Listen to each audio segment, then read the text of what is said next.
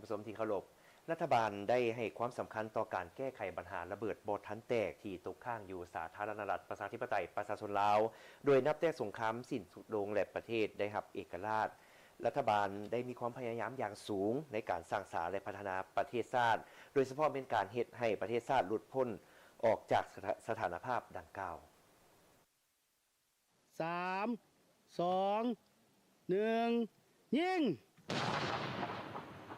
รัฐบาลได้ให้ความสำคัญต่อการแก้ไขปัญหาระเบิดบ่ทันแตกที่ตกค้างอยู่สาธารณรัฐประชาธิปไตยประชาชนลาวโดยนับแต่สงครามสิ้นสุดลงและประเทศได้รับเอกราชรัฐบาลได้มีความพยายามอย่างสูงในการสร้างสรรค์และพัฒนาประเทศชาติโดยเฉพาะเป็นการเฮ็ดให้ประเทศชาติหลุดพ้นออกจากสถานภาพดังกล่าวแต่เนื่องจากว่าสาธารณรัฐประชาธิปไตยประชาชนลาวเป็นประเทศด้อยพัฒนามีข้อจำกัดทางด้านภูมิสันฐานพื้นที่ส่วนใหญ่ของประเทศแม้นเป็นเขตผู้ดอยพื้นที่ทำการผลิตจำกัดหลายแขวงยังพบพ้อกับปัญหาการตกค้างของระเบิดบ่ทันแตกเป็นจำนวนหลวงหลายที่ยังสืบต่อเป็นสิ่งกีดขวางให้การพัฒนาเศรษฐกิจสังคม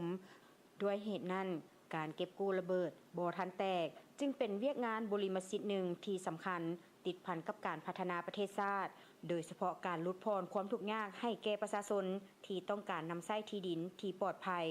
รัฐบาลจึงได้ถือเอาเวียกงานแก้ไขปัญหาระเบิดบ่ทันแตกการพัฒนาพื้นฐานโครงสร้างและนำใช้เข้าในการผลิตกสิกรรมซึ่งเป็นอาชีพต้นตอของประชาชนลาวบรรดาเผ่าถือได้ว่านโยบายของรัฐบาลสร้างโครงการนี้ขึ้นมาและก็ดำเนินโครงการนี้แม่นโครงการเส้นทางก้าวสู่ความปลอดภัยระยะที่1แม่น2003ถึง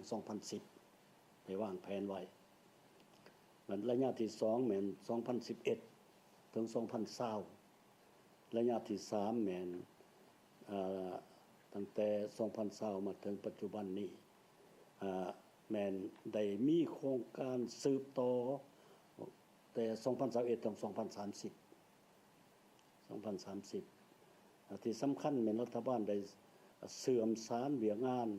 แก้ไขปัญหาระเบิดบ่ทันแตกเข้าในวาระแห่งการพัฒนาสากลเป้าหมายพัฒนาสหสวัสดิ์คือพวกเอาพูดนำกันดีว่าสาปราสาททับพ้องเอา MDG เก่าเฉพาะลาวมี8MDG ของโลกนี่นะแต่ว่าลาวต้องได้เพิ่มเติมอีกเป้าหมายพัฒนาระยะไม้แม่นมี17เป้าหมายเอิ้นว่าเป้าหมายพัฒนาแบบยืนยงแต่ว่าเพิ่มเป้าหมายหนึ่งให้แก่ลาวตัวใส่ MDG นี่พิเศษเลยสหประชาชาติฮู้ว่าเพิ่มเป้าหมายหนึ่งเขาเป็นเป้าหมายแห่งเรื่องการแก้ไขปัญหาระเบิดบ่ทันแตกภายหลัง30ปีแห่งการสร้างตั้งโครงการเก็บกู้ระเบิดแห่งชาติหรือ UXO ลาวเห็นว่าคะแนนการแก้ไขปัญหาระเบิดบ่ทันแตกก็ได้รับการพัฒนาขึ้นเป็นก้าวๆอย่างต่อเนื่อง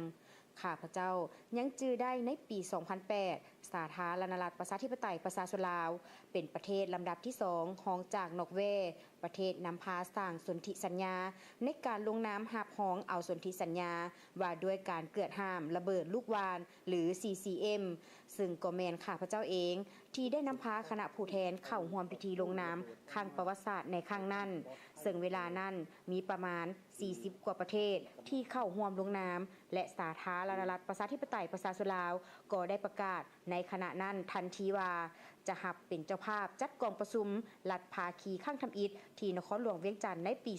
2010ซึ่งการเป็นเจ้าภาพกองประชุมในครั้งนั้นของสาธารณรัฐประชาธิปไตยประชาชนลาวได้เปิดโอกาสให้ทั่วโลกได้เห็นถึงผลกระทบอันร้ายแรงของระเบิดลูกวานและเป็นเวทีอันสำคัญในการระดมคนขวยการช่วยเหลือเข้าในแขนงการดังกล่าวจนถึงปัจจุบันสนธิสัญญาดังกล่าวก็ได้มีสมาชิกเพิ่มขึ้นเป็น111ประเทศและในสาธารณรัฐประชาธิปไตยประชาชนลาวยุทธศาสตร์แห่งชาติในการแก้ไขปัญหาระเบิดบ่ทันแตกว่าด้วยเส้นทางก้าวสู่ความปลอดภัยก็ได้จัดตั้งปฏิบัติมาถึงฉบับที่3 ปี 2021-2030 จุดสุมของพวกเฮาแม่นจุดสุมกอบกู้เอากู้ระเบิดออกมาให้ความปลอดภัยแก่ที่ประชาชนกำลังทำมาหากินอยู่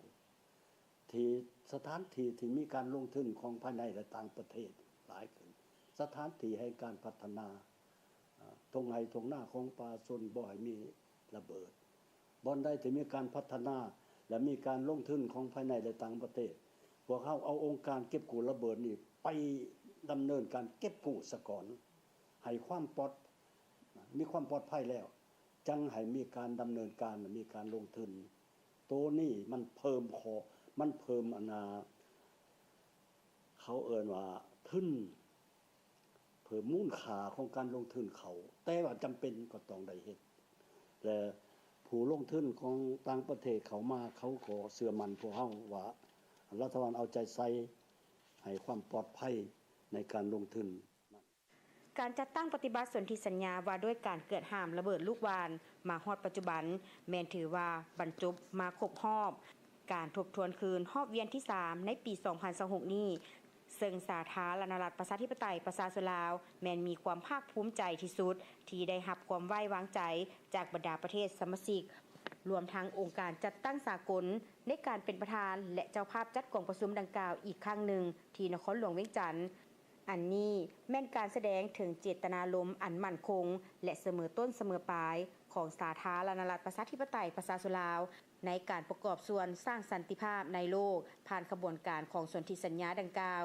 ไปเคียงคู่กับการแก้ไขสภาพระเบิดบ่ทันแตกที่ยังคงค้างภายในประเทศในตอนนี้เวียกงานระเบิดบ่ทันแตกจะต้องสืบต่อเป็นหนึ่งในบุริมสิทธิ์ของรัฐบาลต้องสุมใส่สร้างยุทธศาสตร์การระดมทุนเพื่อให้แขนงการดังกล่าวมีความยืนยงและจะต้องได้มีการสร้างหน่วยงานค้นคว้าเทคโนโลยีเข้าในการกวดกู้เพื่อให้สามารถรับประกันความปลอดภัยในการแก้ไขปัญหาดังกล่าวในเขตบุริมสิทธิ์ให้ว่องไวขึ้นและดีขึ้นกว่าเก่าย้อนว่าถ้าอิงใส่เทคโนโลยีที่เฮามีในปัจจุบันการกวดกู้จะต้องใช้เวลาเป็นร้อยๆปีจึงจะสำเร็จ